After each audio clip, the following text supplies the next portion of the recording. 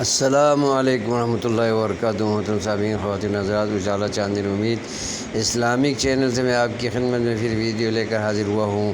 اس video میں جادو کے بارے میں کچھ کہنا چاہتا ہوں۔ میرے محترم بھائیوں، بہنوں، بزرگوں،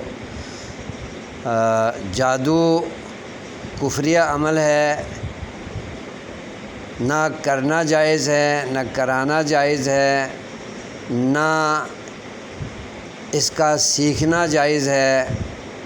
اس کے برے اثرات ہوتے ہیں، اور اسلام میں کسی بھی غلط ذریعے سے کسی کو نقصان پہنچانے کا عمل کفریہ عمل ہے، ایمان کے خلاف ہے۔ لہٰذا نہ جادو سیکھیے، نہ کسی پر جادو کیجیے، نہ کسی جادوگر کی مدد کیجیے، اور اس سے دور رہ کر ایمان پر قائم رہیے، ورنہ جادو سیکھنے کی وجہ سے، جادو کرانے کی وجہ سے، جادو